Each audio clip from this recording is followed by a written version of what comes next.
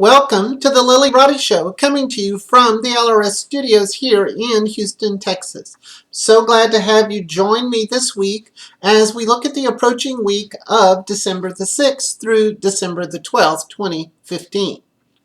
We were able to take off some time during the Thanksgiving holidays, and we certainly enjoyed it. I hope the time you spent with your family and friends made you feel warm and connected. On a more serious note, like every other American, I'm appalled by the domestic terrorism that we're experiencing. I thought this would be an excellent time to re-examine the USA chart and the effects of Mars on the USA chart and the general increase in tension around the world. Often events that are triggered by outer planet connections, especially when they involve violence and war, create a natural sense of fear and defensiveness that we respond to on a biological level. And of course, everyone responds very differently with the Mars in their own chart versus the transiting Mars in the sky. So we'll be taking a look at that in our show this week, as well as looking at in the aspects in the sky for December 6th through the 12th, 2015.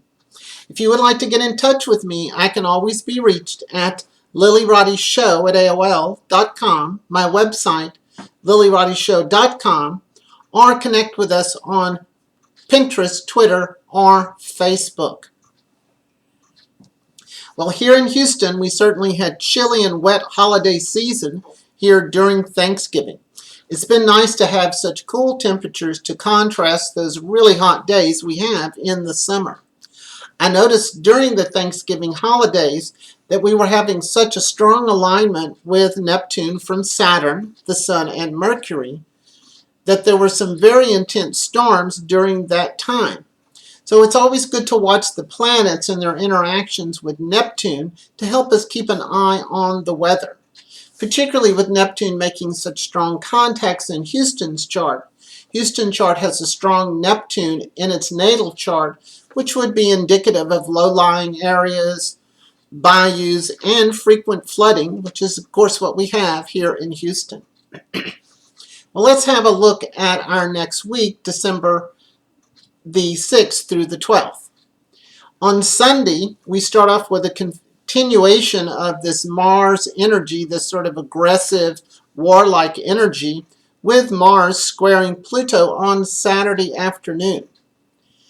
I'm sure this is likely to continue our wariness and concern about the escalating violence around the planet.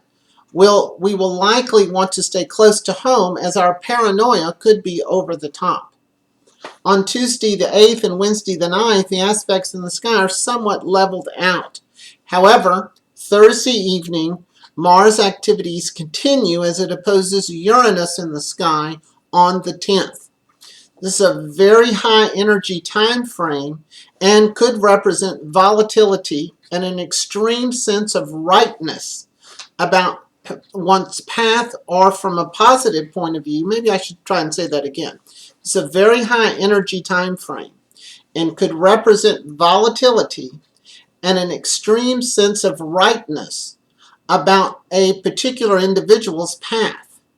Now, from a positive point of view, stepping way outside of the box and presenting solutions that no one else has considered could also come from this increased Mars activity. We may notice it more as being very nervous and restless, and potentially not just sleeping as well either. And on Friday the 11th, the new moon at 19 Sagittarius makes an opposition to the Mars in the USA chart at 21 Gemini. The new moon's in 19 Sag, and our Mars is at 21 Gemini. I'll talk more about that as we get into this whole Mars thing. One thing I'd like to mention coming up in January is that Mercury will be retrograde for almost the entire month. Mercury will go retrograde at 0 degrees Aquarius, And since it's going retrograde, will spend most of its retrograde time in Capricorn between 14 and 29 degrees Capricorn. So if you have cardinal planets between those degrees, 14 and 29, you are definitely going to be visited by Mercury retrograde. I would say that Mercury is retrograde January 1st through the 29th, which takes in the whole month. So if you're going to plan some events, surgeries, or starting something new, it would be best to do that in December or in February, rather than our January set up your New Year's resolutions. One good thing about Mercury retrograde in January is that we can all go back to the gym and promise to lose weight. Here's my kitty making her appearance. She's such a sweet thing. Anyway, it's a good thing for Mercury retrograde during January so we can go back to the gym and promise to lose weight, because that does fit well with the Mercury retrograde. During this holiday season, I'll be offering my usual holiday gift certificate and package prices. So during this holiday season, you can purchase my services at a lower cost than usual. I have two plans. One is you can buy 2 readings for $280 and you get a half session for free. That saves you $70. Or you can buy 3 sessions for $420 and you get a free reading, and that saves you $140. My pricing special for this year is good until January 31st at 2016 at midnight. And of course, if you're a person who sees me more than once a year, this is a good way to enjoy my services more inexpensively. And of course, it's a great gift to give someone because it gives all year. And of course, you can reach me at Lillyroddyshow at AOL.com, or on the other sites we have listed on our YouTube site if you're interested in my special. For the next portion of our show, we're going to be talking about the USA chart, the Mars activity in the USA chart, and the continuing Mars activity aligning with the ongoing Uranus-Pluto square. The USA chart that I'm using is referred to as the Sibley chart, and the information is July 4th, 1776, 5:10 p.m. local mean time, in Philadelphia, Pennsylvania. Now, the USA chart is very dominant on the Western or the relationship side of the wheel. Our Sun at 13 Cancer in the 8th house squares our Saturn at 14 Libra in the 10th house. The USA Mars is at 21 Gemini in the 7th house with a very tight square to Neptune in Virgo at 22 degrees in the 9th house. And as you'll be able to see as I talk more about this, we have a very foreign-oriented connection to most of the other countries on the planet. We're really not an isolator as we would like to think. The USA chart also has Venus in Cancer conjunct Jupiter in Cancer in the 7th house. Jupiter in our 7th conjuncts the Sun in the 8th house in Cancer. And another big one is we have Mercury at 24 degrees retrograde in Cancer in the 8th house, opposing Pluto at 27 degrees Capricorn in the 2nd house. Now, the majority of the USA planets, as I said, are on the western side of the wheel. Now, having Mars in the 7th house, which is what we have, or even in the western side of the chart, is usually an energy that's hard to get in touch with. Having Mars in the 7th house often means that as a person, you attract partners that are competitive, assertive, or warlike. They also may be very passive-aggressive as well. The 7th house tends to represent energies that you attract, but may or may not be aware of consciously. Often my clients with Western position Mars experience their Mars as attracting self-oriented, narcissistic, passive-aggressive, and drama-oriented people in their life. Most of them, and this is usually true when you're younger, most of this, it seems that the world sort of is out to attack them, and usually the individuals play out the role of the peacekeeper or the mediator in most conflicts. And even in their own conflicts with others, they're often detached and don't always negotiate from the best self-oriented position they can. I say all that because my Mars is on the eastern side of the chart, and I have a good connection with it. Now let's take a quick look at the 7th house here. Most people think that the 7th house is about love and romance and relationships and bonding. And it certainly is about that. But it's also about the relationships that we have, whether they be good or bad. So in a more traditional look at the 7th house is house of relationships, and often referred to as open enemies. Essentially, an open enemy is somebody that you don't like, they don't like you, and you both know it. It's not a secret enemy, which is ruled by the 12th house. In the USA chart, our Mars in Gemini in the 7th house squares Neptune in Virgo in the 9th house. Long ago, I think visually interpret this as Neptune, the planet that represents gas and oil, in constant conflict with Mars in our chart. It seems like that we are fighting and struggling over this resource simply because of the Mars-Neptune square. Maybe that will change if we change the type of energy that we use. And since the Neptune resides in our 9th house of foreigners, and the USA is Sagittarius rising, the sign that rules other countries and foreigners, and with our Sun conjuncting Jupiter, the planet that rules foreigners and travel, and rules our ascendant, is also in our 7th house of partnerships. This is how complex our partnerships and relationships are in the USA chart, particularly with Mars there. Now, simply put, this is a complex picture of how Mars' warlike status squares Neptune, gas and oil, in the 9th house of foreigners. And remember, the 9th house, of course, rules xenophobia as well. And our Venus, Mars, and Pluto, I'm going to use some declination measurements, are all out of bounds and are either parallel or contra-parallel each other. This is a very intense kind of lineup, and sort of, in a way, I would sort of interpret it from a person's chart. I would interpret it that they sort of have like a chip on their shoulder. So anytime Mars moves through the USA chart, or planets make contact with Mars in the USA chart, the USA often feels under threat and under attack. Now let's bring the picture of the planets that's going on in the sky at this particular time into this mixture. The ongoing tension in the sky is essentially generated by the Uranus-Pluto square that started in 2008 and will slowly begin to come apart after the spring of 2016. Every time the planets line up with that ongoing square, there's an enormous amount of tension.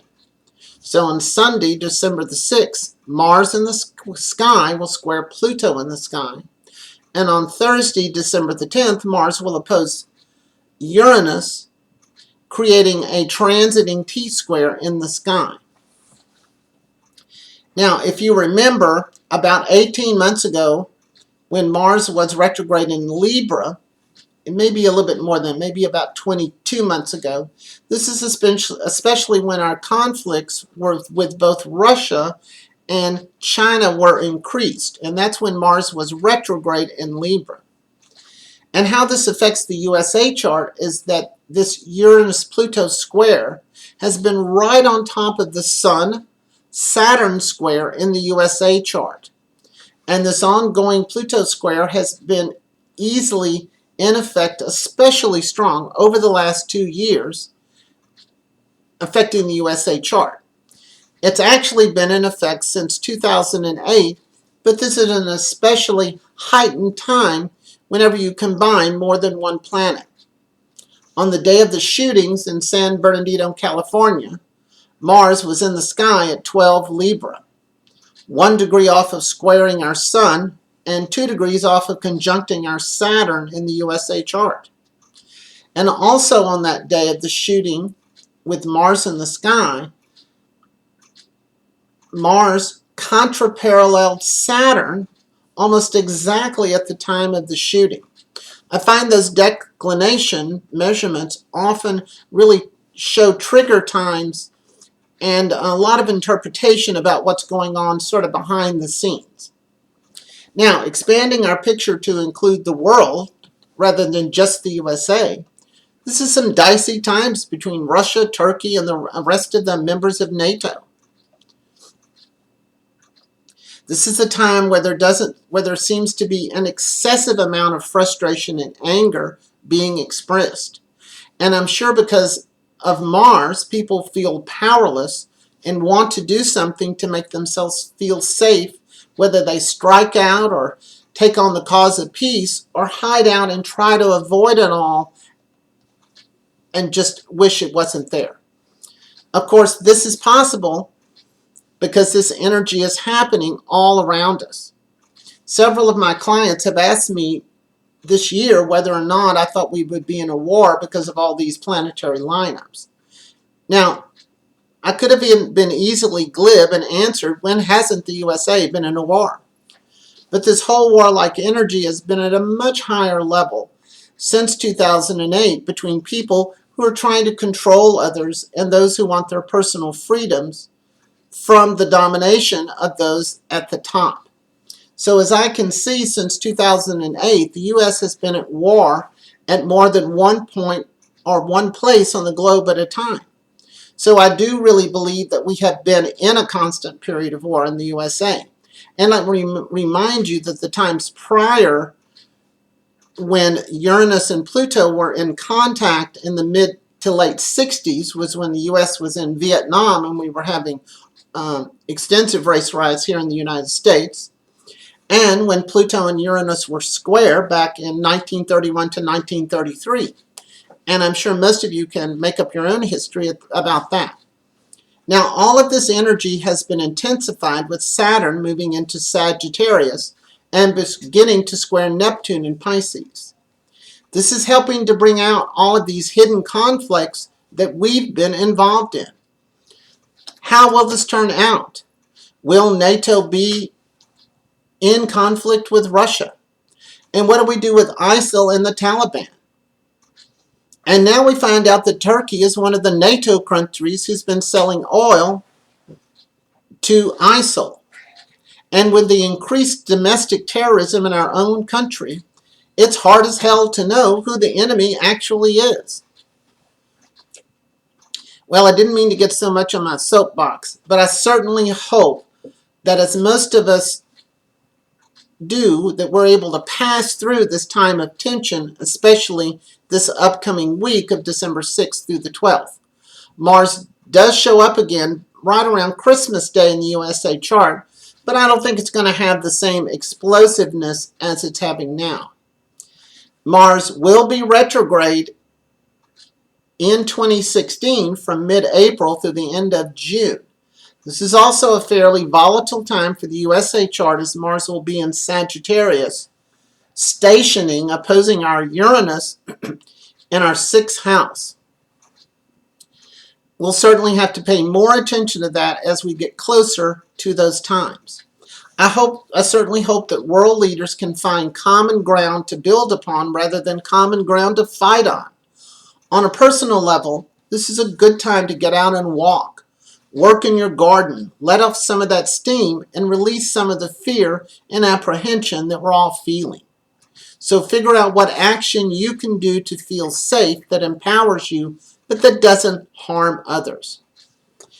Well, thank you for joining me this week as we looked at December the 6th through the 12th of 2015 and some of the resulting Mars activity that's been going on in the sky, affecting us individually and the USA chart as well. Join me next week as we look at December the 13th through the 19th, 2015. This is the Lilly Roddy Show coming to you from the LRS studios here in Houston, Texas, reminding you to keep those stars in your eyes. Bye-bye.